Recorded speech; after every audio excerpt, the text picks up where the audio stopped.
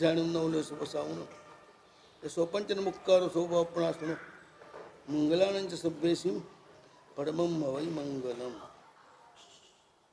ઓમ નમો અર્હતે સર્વદેવમયાય સર્વધ્યાનમયાય સર્વજ્ઞાનમયાય સર્વતેજમયાય સર્વમંત્રમયાય સર્વરહસ્યમયાય સર્વભાવાભાવ જ્વાજેશ્વરાય રહસ્ય રહસ્યાય અસ્પૃસ્પૃણિયાય અચિંત ચિંતનીયાય અકામ કામ ધેનુ સંકલ્પિત કલ્પદ્રુમાય અચિંત્ય ચિંતામણે ચતુર્દશ રજ્વાત્મક જીવલોક ચૂડામણે ચતુર્સિદ્ધ લક્ષ જીવોની પ્રાણી ન થાય, પુરુષાર્થ ના થાય, પરમાર્થ ના થાય, અનાથ ના થાય, જીવ ના થાય, દેવ દાનવ માનવ સિદ્ધ સેનાદિ ના થાય.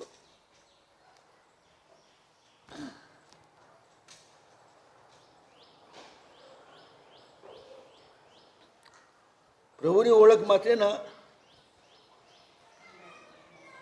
અવનવા આયામો ખોલી રહ્યા છે, જેનો અર્થ શું છે જાણવો બી મુશ્કેલ છે.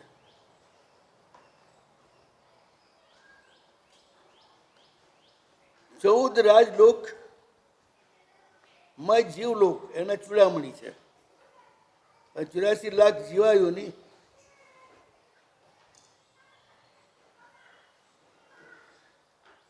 એના જે પ્રાણીઓ એના નાથ છે. બધા જીવીઓની એટલે કોઈ બાકી ના રહ્યું 84 લાખ જીવીઓની માંથી જેના સ્વામી નાથ ન હોય, પરિત્રાણ કરવામાં સમર્થ હોય, એમને નથી આપવામાં આપેલું સંરક્ષવામાં સમર્થ ન હોય એવું નથી, સમર્થ છે. અભવ્યના પણ નાથ, બધા એના નાથ તો છે જ ને. તેનું ક્યાં સંરક્ષણ થાય? ઠીક ત્યાં સુધી તો પહોંચાડી દે છે, પછી તો પોતાના વાઘથી રોકાઈ જાય છે ને.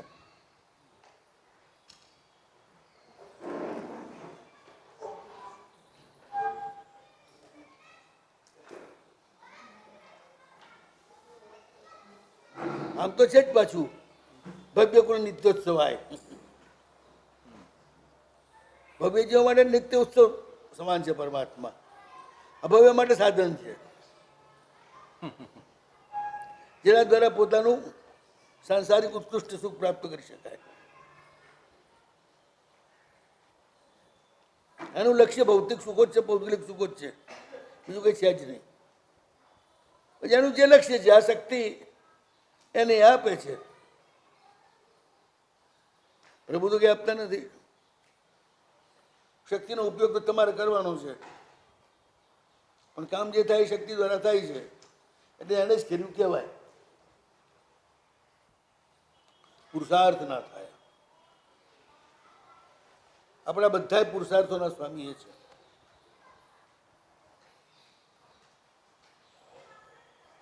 એ પુરુષાર્થમાં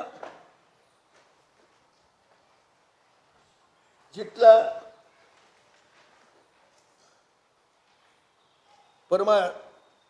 પરાર્થ જેટલો ઉભો હોય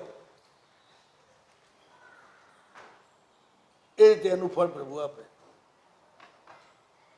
પુરુષાર્થમાં મુખ્ય લક્ષ્ય તો એ જ છે, એક સુખ વ્યવસ્થા. બીજાના સુખને નંદવ્યા સિવાય તમારું સુખ મળે એ રીતની વ્યવસ્થાનું નામ પુરુષાર્થ. પરનો જ્યાં વિચાર આવ્યો ને એ પ્રત્યેક ક્રિયાના સ્વામી પ્રભુ છે. પુરુષાર્થ ઉત્તમપણો અને ધમપણો હોય, માત્ર સ્વસુખનો જ વિચાર અર્થ અને કામમાં અને ધર્મમાં તો અધમ એ પુરુષાર્થ થઈ ગયો, જે અભવ્યમાં હોય છે. એનો ધર્મ પુરુષાર્થ પણ માત્ર સ્વસુખ માટે જ છે.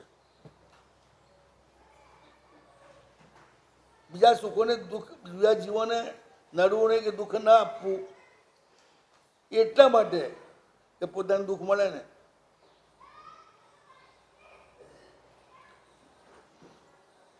પણ જે ફિલિંગ હોવું જોઈએ ને એ નથી બીજા માટેનું, એમાં ખામી છે. એટલે પુરુષાર્થ ન ગણાય. અહીંયા પુરુષાર્થ જ લીધું. પુરુષનો અર્થ આત્મા, આત્મા જેમાં પ્રધાન હોય એ પુરુષાર્થ થાય. અભવ્ય પૂતગલ પ્રધાન હોય છે એટલે પુરુષાર્થ કહેવાય એ જીવ છે. એટલે આમે પોતે જીવત તો ન તો માને જ છે, માત્ર સિદ્ધત્વને નથી માનતો. જેને નથી માનતું એ નથી મળતું. એને જેટલું માને છે એટલું એને મળે છે.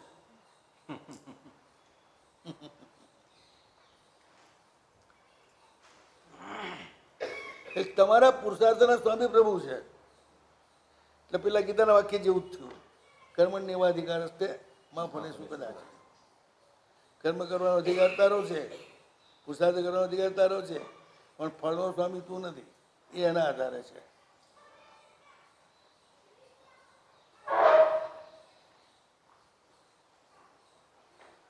એટલે તમે એમને કેન્દ્રમાં રાખો, એ રીતે જ પુરુષાર્થ કરો તો પ્રભુ તમારા પૂરેપૂરા સ્વામી છે. એનું પૂરેપૂરું ફળ તમને મળે. પુરુષાર્થના પણ નાથ છે, કારણ કે પુરુષાર્થ કરવાનું જે વીર્ય છે, જે શક્તિ છે, એ પ્રભુ દ્વારા મળે છે. જગતમાં શક્તિ માત્ર પ્રભુના જ તીર્થંકર નામકરણનો અંશ છે. તમારો જે પુરુષાર્થ થાય છે એમાં જે તમે શક્તિ વાપરો છો એ તમારી નથી, એ પ્રભુની છે. માટે પણ પુરુષાર્થના નાથ છે.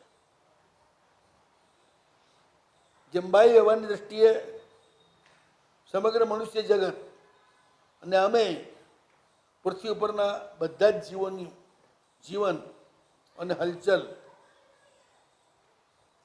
એ સૂર્યના કારણે જ છે. સૂર્ય ન હોય તો વનસ્પતિ ના હોય, સૂર્ય ના હોય તો જળ પણ ના હોય, સૂર્ય ના હોય તો અગ્નિ પણ ના હોય, સૂર્ય ના હોય તો ઓક્સિજન પણ ના હોય, વાયુ પણ ના હોય. સૂર્ય ના હોય તો કોઈ પણ પદાર્થની ઉત્પત્તિ, મલિન પદાર્થોનો નાશ કશું જ ના હોય. એક સૂર્યના કારણે આ બધું છે. એમ પ્રભુની શક્તિના કારણે જ બધા પુરુષાર્થો ચાલી રહ્યા છે. માટે પુરુષાર્થ ના થાય. ધર્મ કરનારા તમે, પણ તમારો ધર્મ કોનો? પ્રભુનો. ધર્મના માલિક કોણ? પ્રભુ.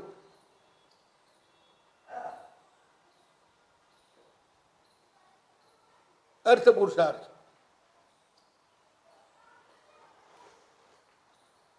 પ્રવૃત્તિ કરવાની જે શક્તિ છે ને એ પ્રભુએ આપેલી છે. કામ પુરુષાર્થ આ બધા સુખદાયી પણ પ્રભુના કારણે જ થાય. તો પ્રભુ સાપેક્ષ હોતો જ, એમની આજ્ઞાનું બરોબર પાલન કરતા હો તો જ આ બધા પુરુષાર્થ તમને સુખ આપી શકે. ધર્મ પણ પ્રભુનો હોય તો સુખ મળે, તમારો નહીં.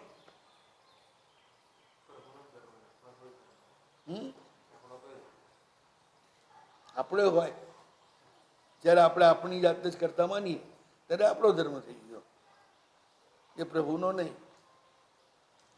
પ્રભુના ધર્મમાં બીજાના સુખનો વિચાર હોય અને તમારા ધર્મમાં તમારા જ સુખનો વિચાર હોય. માત્ર તમારી અભ્યુદયનો વિચાર હોય, તમારી ઉન્નતિનો વિચાર હોય. એ તમારો ધર્મ. ધર્મ એટલે શું? તો ભાઈ ધર્મ એટલે શું?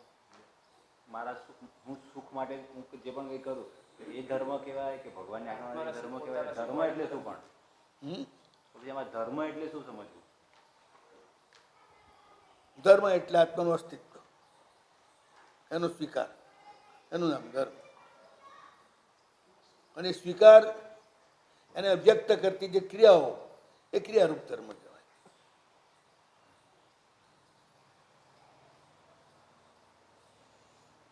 જો આત્મા વચ્ચે ના હોય અથવા પ્રભુની આજ્ઞા છે એ માટે કરું છું એ વચ્ચે ના હોય તો દ્રવ્ય ક્રિયા થાય છે,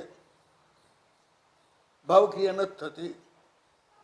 ભાવક્રિયા ન થાય તો દુઃખ મુક્તિ ન મળે. દ્રવ્ય ક્રિયાથી સુખ સાધન મળે પણ દુઃખ મુક્તિ ના મળે. સુખના સાધન ખૂબ મળે તમને દ્રવ્ય ક્રિયાના કારણે, પણ એક સુખના સાધનથી તમે સુખનો અનુભવ ના કરી શકો. દુનિયા એમ જુએ આની પાસે બહુ સુખ છે, બહુ સાહેબી છે, પણ એને પૂછો તો ખબર પડે કે કેવું સુખ છે ને કેવું સાહેબી છે. પૈસાવાળાને, મોટા મહેલોમાં રહેવાવાળાને અભિમાનિક સુખ હોય છે, આપણી પાસે આવું છે બસ, બાકી કોઈ સુખ હોતું નથી. એ સુખ ભાવ ક્રિયાથી જ મળે. હા, એને પત્ની રૂપાળી મળી જાય પછી સ્વ કેન્દ્રિત જ હોય. પતિ હાથે પ્રેમથી બે શબ્દ બોલવાનો પણ એની પાસે ટાઈમ ના હોય. એ પોતાની જાતે સજાઓમાંથી ઊંચી ના આવે. એ શું કામની? બે ઘડી પ્રેમથી બેસી અને દિલની વાત ના કરે એ ઘરવાળી શું કામની? કે પતિ એ શું કામનો? એટલે એકબીજાનો જે વિચાર આવે ને, માત્ર પોતાના સુખનો વિચાર નહીં, સામાન્ય સુખનો પણ વિચાર કે હું એને કઈ રીતે ઉપયોગી બનું, મારી એના પ્રત્યેની ફરજ શું છે. એટલે પેલા સુખના સાધન તો મળે ટોપ, પણ સુખ ના બધા જ સાધનો મળે એને ટોપમાં ટોપ, પણ પોતે દુઃખી હોય. તમારા પુરુષાર્થ એના શુભાશુભ ફળના સ્વામી પ્રભુ છે, ના તે છે. એટલે તે પુરુષાર્થમાં પ્રભુની જે ઈચ્છા છે, આજ્ઞા છે એ પ્રમાણે કરો તો પ્રભુ તમને શુભ ફળ આપે. આવી ગયું. એને વ્યાખ્યા વખતે આવવું પડે છે.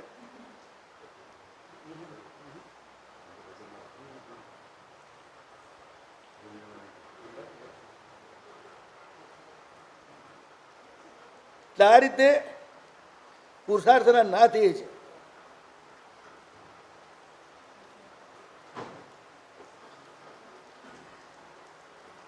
ન્યાયથી ધંધો કરે, પૈસા મેળવવા માટે જ કરે છે, પણ એ ન્યાયથી ધંધો ત્યારે જ કહેવાય કે જ્યારે બીજાનો વિચાર હોય. મારા ધંધાના કારણે કોઈને પણ પીડા ન પહોંચે, કોઈને પણ અન્યાય ન પહોંચે અને ખોટી રીતે કોઈ લૂંટાય નહીં, એટલે બીજાનો વિચાર આવી ગયો ને. એક તો પોલિસી હોય, ન્યાયનો ધંધો હોય, અને એક વૃત્તિ હોય, એ બેમાં ફરક પડે. પરમાર્થ ના થાય. તમારું જે પરમાર્થ છે મોક્ષ, એના સ્વામી એ છે.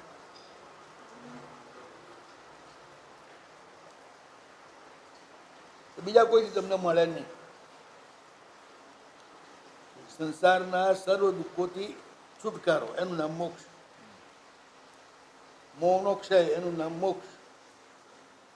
એ પ્રભુના આલંબન સિવાય એ કાર્ય ક્યારે પણ થાય નહીં.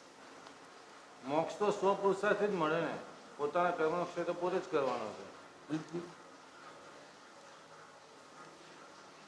ભગવાન ક્યાં વચ્ચે આવ્યા? શી ખબર. માણસ જીવતો રહે તો મોક્ષનો પુરુષાર્થ કરે કે મરી જાય તો કરે, એ પહેલા નક્કી કરો. જીવે તો જીવતો હોય ને તો જીવે કોની શક્તિથી જીવે? નહીં. એ પોતાનું આયુષ્ય છે મનુષ્ય ભાવ તો જ જીવે ને મનુષ્ય ભાવમાં. હાજી, પણ એ આયુષ્ય જે મળ્યું ને મનુષ્ય ભાવનું, એ પણ પ્રભુનું કોઈક કયું કર્યું તું એટલે પ્રભુ તરફથી મળ્યું તમને. શુભ આયુષ્ય, શુભ નામ કર્મ, શુભ ગતિ, આ બધું પ્રભુ તરફથી મળે છે, એમની આજ્ઞાને પાલનથી. અને દુર્ગતિ જે છે એ તમારી ઈચ્છા પ્રમાણે વર્તવાથી મળે છે. એ તમારી ઈચ્છા તમારી દુર્ગતિનું કારણ છે અને પ્રભુની આજ્ઞા તમારી સદગતિનું કારણ છે. જે કંઈ તમને મળ્યું છે ને, જેનાથી તમે પુરુષાર્થ કરો છો, એ પ્રભુનું આપેલું છે. એ જ તેમના તીર્થંકર નામકરણ વિશેષતા છે ને. બધા જ જગતના જીવોને હું શાસ્ત્રના રસિક કરું, મતલબ પરમ સુખ પ્રાપ્ત કરવું, પ્રાપ્ત કરાવું, એ જે એમની ભાવના, એમાંથી એવું કર્મ ઉત્પન્ન કર્યું કે જે કર્મ જગતના સર્વ ભવ્ય જીવોને મોક્ષ માટેની બધી સામગ્રી આપે. પછી સદુપયોગ દુરુપયોગ કરવો એની મરજીની વાત, કારણ કે જીવવા માટે જેટલા સાધનો છે ને એનો ઉપયોગ મરવા માટે થઈ શકે. પાણી જીવવા માટે છે અને ડૂબીને મરવા માટે છે. અગ્નિ જીવવા માટે છે, ઠંડી ઉડાડવા, રસોઈ પકાવવા, બધા કાર્યો કરવા માટે. પણ એનાથી આગ લગાવીને મરવું હોય તો મરી શકો તમે. હવા પણ જીવવા માટે જ છે, અને એનાથી તમે મરી શકો મરવું હોય તો.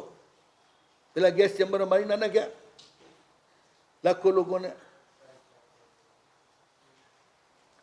વનસ્પતિ પણ જીવવા માટે જ છે, પણ તમે એનો દુરુપયોગ કરો તો મરી જાઓ. અન્ન જીવવા માટે મળ્યું છે, પણ અન્નનો અતિરેક કરો ખાવામાં, ત્યાં જણાવું એકલા જ ખાઈ જવાનું, કોઈને આપો જ નહીં, તો ભયંકર અતિસાર વગેરે વ્યાધિ થાય અને મરી જાઓ. એટલે જેટલા સાધનો જીવવા માટે છે ને, બધા મરવા માટેના છે. ઉપયોગ કરનારા વિવેક ઉપર આધાર છે. એ વિવેક પણ ભગવાન જ આપે ને.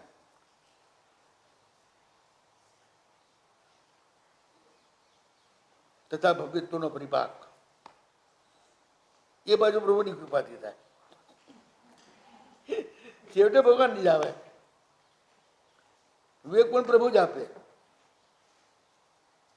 માલ મિલકત મહેનત આપે, પણ વિવેક ના આપે. વિવેક પ્રભુની કૃપાથી જ આપે. એ પરમાર્થ ના થાય. મોક્ષ એ પરમાર્થ છે આપણો. એના સ્વામી એ જ છે, એમના સિવાય કોઈ નથી. અથવા પરમાર્થ ના થાય. એટલે તમે બધા ધણી ગોતતા ગોતતા ગોતતા ગોતતા જાઓ તો છેલ્લે ધણીનો ધણી એ નીકળે. પરમાર્થ એ સ્વામી છે. મન પ્રભુના કયા પ્રમાણે કરે તો મોક્ષનું કારણ બને, અને પોતાની ઈચ્છા પ્રમાણે કરે તો નરકનું નિગોદનું કારણ બને. મોક્ષનું મનનું કામ એ છે.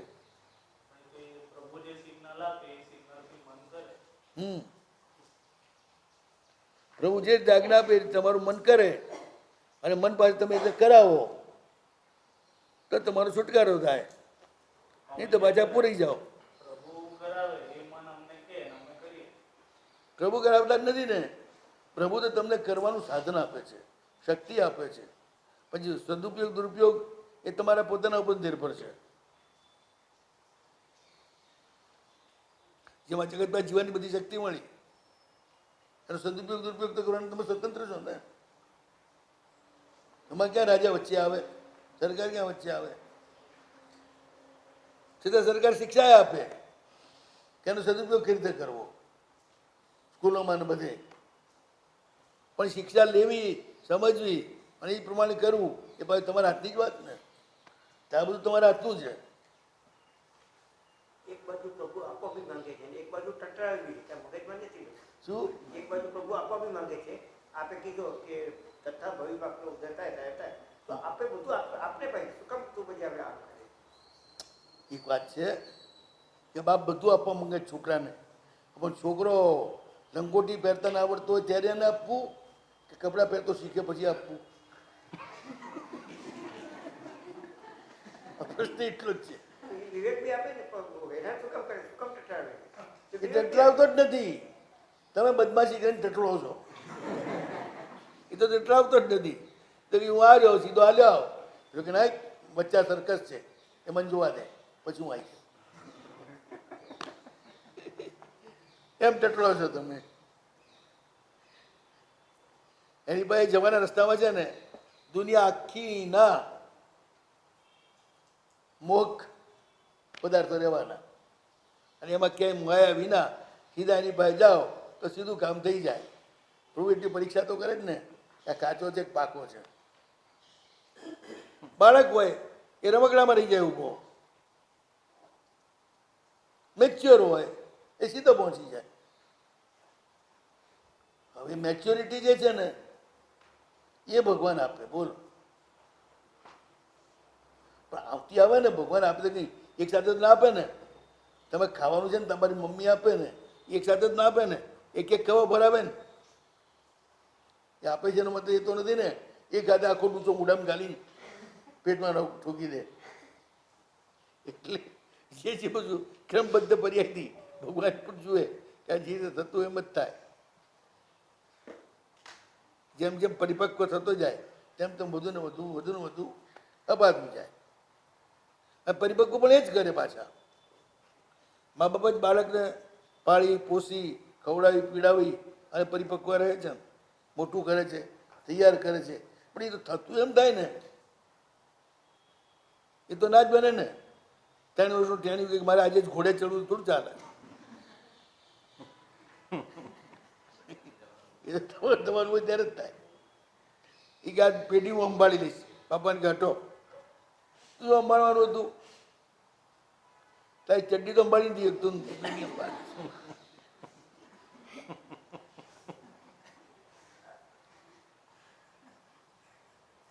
આમ બેસે છે ને આમ નથી બેસતું, બંને વાત સાચી. આમ બેસે બી છે, તમે જે આપ કીધો છે ને બરાબર છે, પણ આમ એમ શું કે કાંઈ નહીં. હવે આ બધું નવું છે ને એટલે ના બે.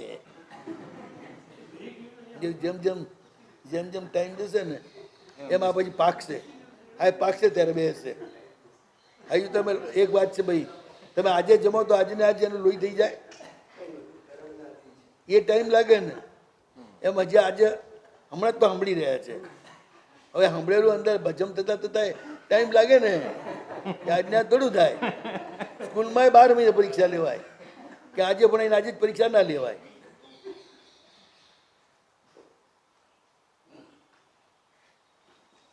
તો પરમાર્થ ના થાય.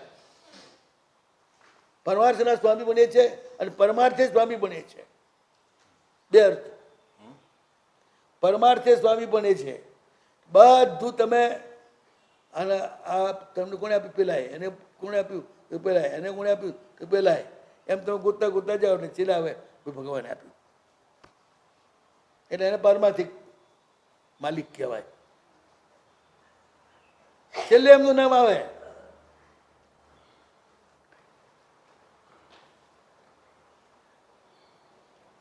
એકવાર બિરબલના કહેવાથી અફવા કેમ પેદા થાય એ જાણવા માટે અકબરે આખી દિલ્હીના બહેનોને ભેગા કર્યા. જમનાની કિનાર બધી બહેનો કેવડાવી દીધું કે બધી બહેનોએ આવવાનું છે. એટલે 90 વર્ષથી ડોશીથી માંડીને 9 વર્ષની છોકરી સુધીના બધા ત્યાં ભેગા થયા. ભેગા તો કર્યા બધાને, પણ બધા અંદર વિચાર કરે છે ખાડું ભેગા કેમ કર્યા છે, આપણને ભેગા કેમ કર્યા છે, તો એ તો કંઈ ખબર નથી. આમ બધા બેઠા છે ને અંદર કલબલ હાલે છે. બિરબલે બેઠો છે ને આ બેઠા છે અકબરે. એટલામાં એવું બન્યું કે એકદમ ઘરના ડોશીમાં ને એમના માથા ઉપર પાકેલું ટેટું પડ્યું. પણ ટેટું પડ્યું ને તો બહુ ઘરના ડોશીમાં ને હોય પૂરું થવા આવ્યું હતું. એટલે એમનું બિચારી સહનશક્તિ ઓછી હોય. ટેટું પડ્યું એ જોરથી ડોશીના મોઢામાંથી હુંકારો નીકળી ગયો. બાજુવાળી બેને પૂછ્યું, માજી શું થયું? માજીએ કહ્યું ટેટું પડ્યું. ટેટું પડ્યું એટલે બૈરાનો સ્વભાવ છે. એક જણી પૂછે એટલે બીજી પૂછે, બીજી પૂછે એટલે ત્રીજી પૂછે, એ શું કહ્યું, પેલી કહ્યું શું કહ્યું, પછી એને કહ્યું શું કહ્યું. તો વાત આગળ ચાલી. તો પછી 5મી છઠ્ઠીએ શબ્દ થોડો બદલાઈ ગયો, બેઠું પડ્યું. બેઠું પડ્યું માંથી બેઠું પડ્યું. એ ચાલ્યું પણ બેઠું પડ્યું એનો મતલબ શું કે આનો કોઈ અર્થ નથી. એટલે આગળ કોઈ હોશિયાર બાઈ છે ને એને અર્થ કર્યો કે બેઠું મર્યું. પેટું મર્યું પડ્યુંમાંથી વળી આવતા આ વાત આગળ ચાલી યાર કે બેટું મર્યું એમાં આપણને આખી દુનિયાને ભેગા ન કરે નક્કી બાદશાહનો છોકરો મરી ગયો લાગે છે એટલે જ આપણે બધાને ભેગા કર્યા છે. હવે આમાં બાદશાહ તો શું બોલે બિચારા આપણે સમજવું જોઈએ ને. પછી હોશિયાર ભાઈઓ 25 જણી ઊભી થઈ ગઈ. બાદશાહનો બેટો મર્યો હાય રે હાય. એક પછી જે ચાલ્યું 25 ઊભી થઈ એની પાછળ 100 ઊભી થઈ એની પાછળ 500 ઊભી થઈ છેલ્લે આખું ટોળું ઊભું થઈ ગયું અને બધા હાય રે હાય ચાલ્યું.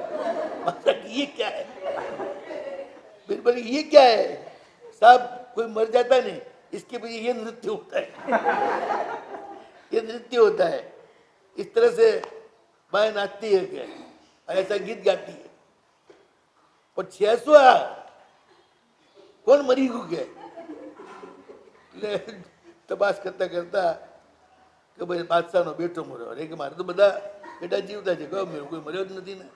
પકડો કે કોને આ વાત ચલાવી.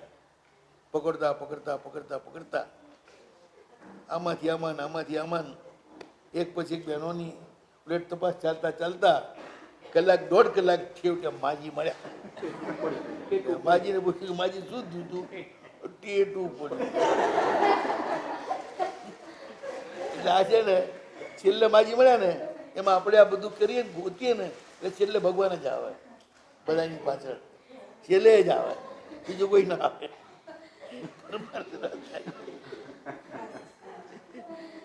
પરમાર્થી સ્વામીજી એટલે તમે 17 હલાડા કરો. ના ના આપણી આ વ્યવસ્થા છે ને એ નગર શેઠ કરે છે એટલે એમને જઈને પૂછે નહીં નહીં કે મંત્રી સાહેબ કરે છે. મંત્રીને પૂછે નહીં નહીં કે રાજા સાહેબ કરે છે. રાજાને પૂછે નહીં નહીં કે ગુરુ મહારાજ કરે છે. એમની કૃપાથી થાય છે. ગુરુ મહારાજ પૂછે ભગવાનની કૃપાથી થાય છે. આ છેલ્લો જવાબ આવે પછી બધે ફરતું ફરતું ફરતું ફરતું ફરતું છેલ્લું ત્યાં જઈને ઊભું રહે. પરમાર્થ ના થાય. પરમાર્થ એક જ સ્વામી છે જે તમારું બધું જ બદલી શકે એવા એક જ સ્વામી છે. બાકી બધાની પાસે તમે રોવો કોઈ તમારા દુઃખને બદલી શકવાનું નથી. ગમે તેટલું કરો.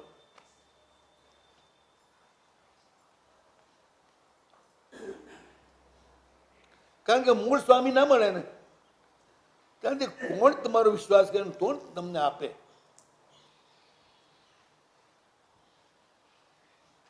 એટલે જ લખ્યું છેલ્લે અનાથ ના થાય. જે કોઈ અનાથ છે એના અનાથ પરમાત્મા છે. આમ દુનિયામાં બધા અનાથ જ છે. ગળપણ પાસે અનાથ, રોગ પાસે અનાથ, મૃત્યુ પાસે અનાથ, કુદરતની આપત્તિઓ આવે ત્યારે અનાથ. દિલ્હીમાં ભયંકર ધરતીકંપ આવે રાષ્ટ્રીય ભવતી ભવને પડી જાય અને ધારાસભા શું કહેવાય લોકસભા એનું આખું મકાન પડી જાય કોણ રોકી શકે?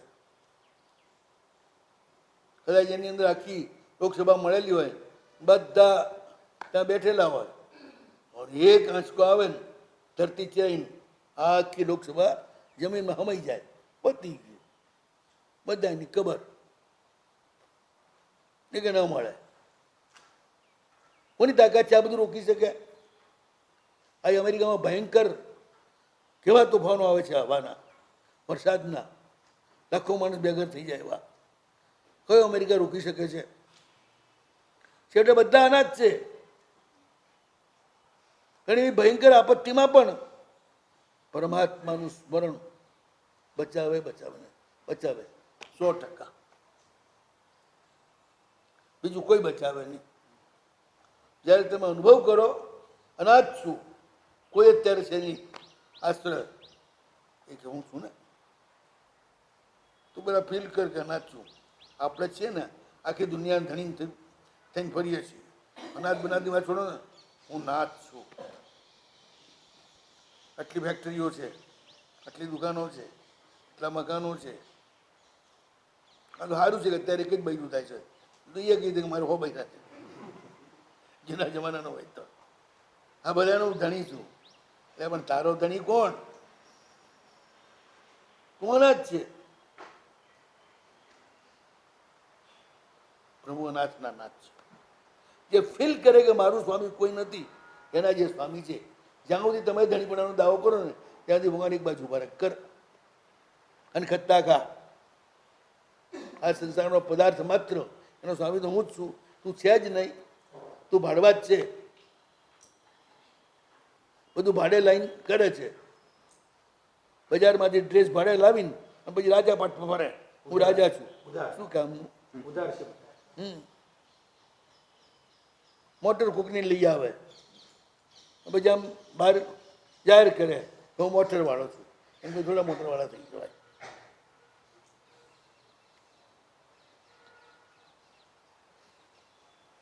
અનાથ ના થાય. અનાથના સ્વામી છે, જીવ ના થાય.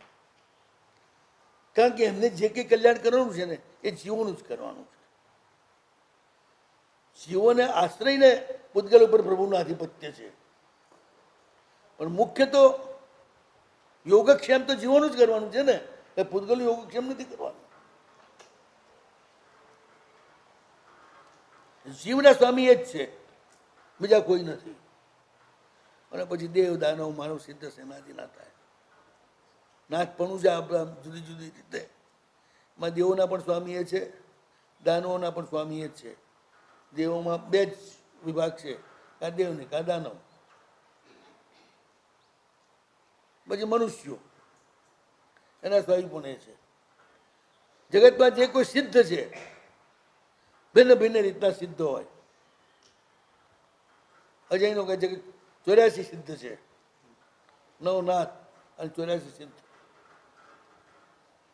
પણ એ બધાના ઉપર પરમાત્માનું પરમ તેજ જ રહેલું છે. અને આ રીતે આ વિશેષણ દ્વારા સિદ્ધર્ષિએ પણ પોતાનું નામ સૂચવી દીધું, સિદ્ધ સેનાધિ ના થાય. સિદ્ધ સેનાના એ અધિનાથ છે. એવા એ પરમાત્મા એના પરમ સ્વરૂપને ઓળખી અને આપણે પણ એમનું સંરક્ષણ પ્રાપ્ત કરી એને આરામથી મોક્ષ સુખને પ્રાપ્ત કરીએ. આજે 8મો આલાપક ભગવાનને બોલાવવા માટેના જે આ છે એ આલાપક કહેવાય. આલાપ્ય તે અને પ્રભુ, જેના વડે પ્રભુને બોલાવાય, પ્રભુ સાથે વાતચીત થાય, એનું નામ આલાપક. 8મો આલાવો પૂરો થાય છે. 3 આલાવા બાકી રહ્યા, એ પણ ધીરે ધીરે આપણે આગળ વધશું. નવરિંદાનું સિદ્ધાંતનું જાણવું જાણમ નવલે સૌ સાવણમ ને સોંજનું ઉતારો સૌ આપણા મંગલમ